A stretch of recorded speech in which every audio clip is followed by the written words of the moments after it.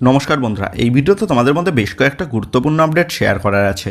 সেক্ষেত্রে ভিডিওটা না স্কিপ করে পুরোটা দেখার অনুরোধ থাকলো। আর তোমরা যারা চ্যানেলে প্রথমবার এসেছো তারা কিন্তু অবশ্যই ভিডিওতে লাইক দিয়ে চ্যানেলটা সাবস্ক্রাইব করে রেখো, কারণ তুমি কিন্তু এখানে তোমার প্রিয় দলের সমস্ত রকম খেলার খবর সবার আগে পেয়ে যাবে। আর তোমরা যারা এই ভিডিওটা দেখছো তাদের কাছে একটাই অনুরোধ থাকলো, যদি এই ভিডিওটা ভালো লেগে থাকে তাহলে কিন্তু অবশ্যই এই ভিডিওতে একটা লাইক করে দিও। তো চলো আর দেরি না করে আজকের ভিডিওর মেন টপিকগুলো নিয়ে আলোচনা শুরু করা যাক। তো সবার প্রথম আপডেটটাই বেরিয়ে আসছে 30 বছর বয়সী ভারতীয় লেফট উইংয়ের প্লেয়ার মাইকেল সুসাইরাজকে নিয়ে। 40 লাখ টাকা মার্কেট ভ্যালুর এই সুসাইরাজ ভারতীয় ফুটবলে অত্যন্ত পরিচিত একজন প্লেয়ার। ক্লাব কেরিয়ারে জামশেদপুর এফসি, এটিকে মোহনবাগান, উড়িষ্যা এফসি দলের হয়ে খেলেছিল এই সুসাইরাজ। তবে বিগত 2 মরশুম চোটের কারণে সুসাইরাজ ভারতীয় ফুটবল থেকে বেশ খানিকটা হারিয়ে যায়। তবে বর্তমানে দাঁড়িয়ে যেমনটা আপডেট উঠে এসেছে সেটা হচ্ছে সুসাইরাজ তার চোট সারিয়ে আবারও কিন্তু সে কামব্যাক করছে এবং আসন্ন মরশুমের জন্য সুসাইরাজ যোগ দিতে চলেছে আই লিগের ক্লাব গোকুলাম কেরালা এফসি দলে। তো যে একেবারে নেক্সট আপডেটটা বেরিয়ে আসছে 26 বছর বয়সী ভারতীয় তরুণ ডিফেন্ডার মোহাম্মদ হামাদকে নিয়ে। 1 কোটি টাকা মার্কেট ভ্যালুর এই কাশ্মীরি তনয় মাল্টি ইয়ার ডিলে এবার কিন্তু যোগ দিয়েছে এফসি গোয়া দলে। রিয়েল কাশ্মীর দলের এই তরুণ ক্যাপ্টেনকে দলে চূড়ান্ত করে নিয়ে এফসি গোয়া ম্যানেজমেন্ট যে তাদের দলের ডিফেন্সকে আরও বেশ খানিকটা শক্তিশালী করে তুলল সেটা কিন্তু বলাই যায়। তো যে একেবারে নেক্সট আপডেটটা বেরিয়ে আসছে মোহামেডান স্পোর্টিংকে নিয়ে। তো এই মুহূর্তে মোহামেডান স্পোর্টিং ম্যানেজমেন্ট তারা কিন্তু তাদের ভারতীয় ব্রিগেডকে বেশ খানিকটা শক্তিশালী করে তোলার জন্য বেশ গুরুত্বপূর্ণ কিছু প্লেয়ারকে আসন্ন মরশুমের জন্য নিজেদের দলে চূড়ান্ত করে নিয়েছে। আর তারা হচ্ছেন 24 বছর বয়সী ভারতীয় তরুণ রাইট উইংয়ের প্লেয়ার মাখান ছোটে। 80 লাখ টাকা মার্কেট ভ্যালুর এই মাখান ছোটে 2020-21 মরশুম থেকে এফসি গোয়া দলের সাথে যুক্ত ছিল এবং 2023-24 মরশুমে সে যোগ দেয় হায়দ্রাবাদ এফসি দলে। তবে এবার হায়দ্রাবাদ এফসি দল ছেড়ে এই মাখান ছোটে আসন্ন 3 মরশুমের চুক্তিতে তিনি কিন্তু যোগ দিতে চলেছেন মোহামেডান স্পোর্টিংয়ে। এর পাশাপাশি মোহামেডান স্পোর্টিং তারা তাদের রিজার্ভ দলের জন্য একজন তরুণ বাঙালি গোলরক্ষক শুভজিৎ ভট্টাচার্যকেও চূড়ান্ত করে নিয়েছে। তো যাই হোক, এদের পাশাপাশি 21 বছর বয়সী ভারতের লেফট ব্যাকের প্লেয়ার সাজাদ হোসেনকেও চূড়ান্ত করে নিয়েছে কিন্তু মোহামেডান স্পোর্টিং। 60 লাখ টাকা মার্কেট ভ্যালুর এই সাজাদ হোসেন গত মরশুমে খেলছিল হায়দ্রাবাদ এফসি দলের হয়ে এবং হায়দ্রাবাদ এফসি দল ছেড়ে এবার কিন্তু সে যোগ দিল বাংলার প্রধান মোহামেডান স্পোর্টিংয়ে। এর পাশাপাশি গত মরশুমে ইস্টবেঙ্গল দলের হয়ে খেলা আর এক তরুণ আক্রমণভাগের বাঙালি প্লেয়ার মাহিতোষ রয়কেও কিন্তু মাল্টি ইয়ার ডিলে চূড়ান্ত করে নিয়েছে মোহামেডান স্পোর্টিং।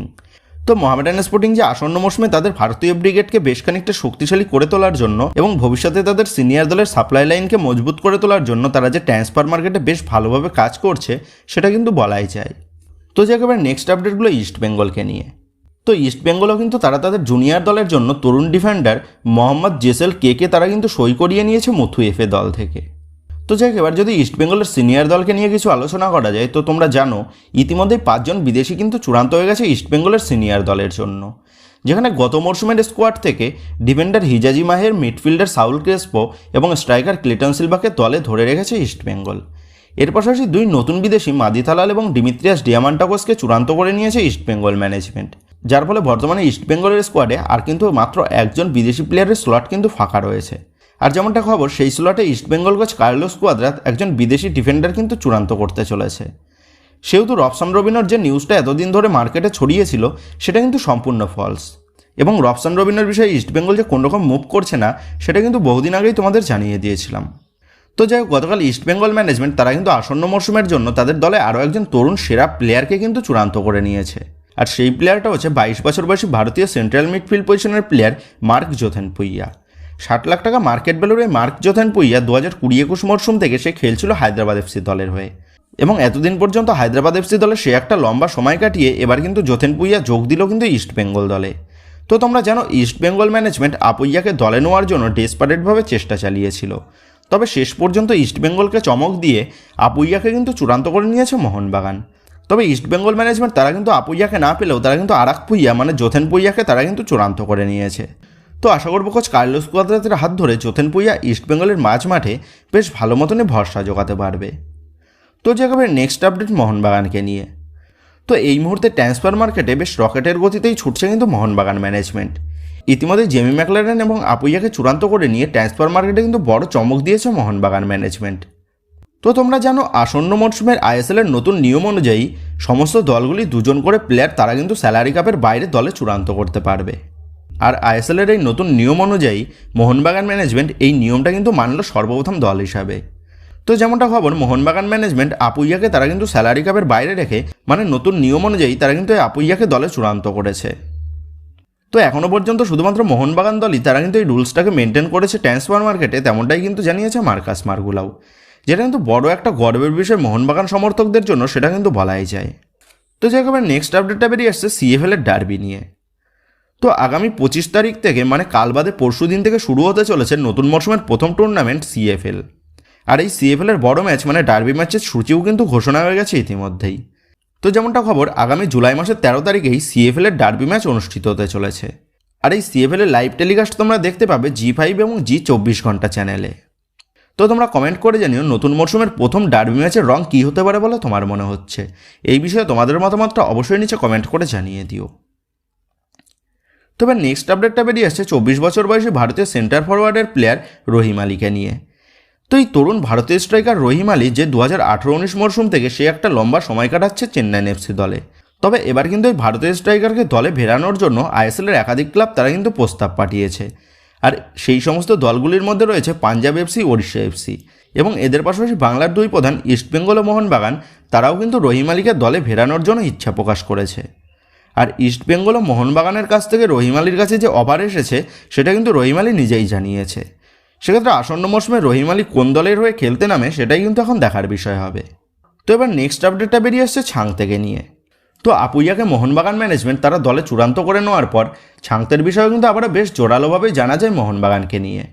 তো তোমরা জানো আপুইয়ার মতন ছাংতেকেও কিন্তু মোহনবাগান ম্যানেজমেন্ট বহুদিন ধরেই টার্গেট লিস্টে রেখেছে, যার ফলে প্রতি ট্রান্সফার উইন্ডোতেই ছাংতেকে দলে নেওয়ার জন্য বেশ জোরদারভাবে কাজকর্ম চালায় কিন্তু মোহনবাগান ম্যানেজমেন্ট। আর সেই মতনই এই ট্রান্সফার উইন্ডোতেও ছাংতেকে দলে নেওয়ার জন্য একটা হিউজ পরিমাণ অফার কিন্তু পাঠিয়েছে মোহনবাগান ম্যানেজমেন্ট ছাংতের এজেন্টের কাছে। তবে ছাংতের বিষয়ে যে লেটেস্ট আপডেটটা জানা গেছে সেটা হচ্ছে মুম্বাই সিটি এফসি তারা আপুইয়াকে ছাড়ার পর তারা কিন্তু আর ছাংতেকে কোনো মতেই ছাড়তে রাজি নয় এই মরশুমে। তবে যেমনটা খবর, আসন্ন জানুয়ারি ট্রান্সফার উইন্ডোতে বা আগামী মরশুমের সামার ট্রান্সফার উইন্ডোতে ছাংতেকে দলে নেওয়ার জন্য আবারও কিন্তু অল আউট ঝাঁপাবে মোহনবাগান ম্যানেজমেন্ট। তবে আপাততভাবে এই সামার ট্রান্সফার উইন্ডোতে ছাংতের মোহনবাগান দলে আসার কিন্তু কোনো রকম সম্ভাবনাই নেই। তবে যদি এই মরশুমের মোহনবাগান দলের আপফ্রন্ট থেকে আশিক কুরুনিয়ান বা লিস্টন গুলাসো তাদের দুজনের মধ্যে যে কোনো একজন আশানুরূপ পারফরমেন্স করতে না পারে, তাহলে কিন্তু আসন্ন জানুয়ারি ট্রান্সফার উইন্ডোতে ছাংতেকে মোহনবাগান দলে দেখা যেতেই পারে। তো যে একেবারে নেক্সট আপডেটটা বেরিয়ে আসছে ইস্টবেঙ্গল দলের 23 বছর বয়সী ভারতীয় গোলরক্ষক প্রভসুক্রান সিং গিলকে নিয়ে। তো গত মরশুমে কেরালা ব্লাস্টার এফসি দল থেকে গিলকে দলে নিয়ে ইস্টবেঙ্গল ম্যানেজমেন্ট কিন্তু দুর্দান্ত একটা সাইনিং করেছিল, সেটা বলাই যায়। তবে কিন্তু এবারে গিলের পাশাপাশি বাংলার ফুটবলের আর এক পরিচিত গোলরক্ষক দেবজিৎ মজুমদারকেও চূড়ান্ত করে নিয়েছে ইস্টবেঙ্গল ম্যানেজমেন্ট। তবে বর্তমানে দাঁড়িয়ে যেমনটা খবর জানা গেছে ইস্টবেঙ্গল দল থেকে গিলকে দলে নেওয়ার জন্য আইএসএলের বেশ কয়েকটা দল ইন্টারেস্ট শো করেছে।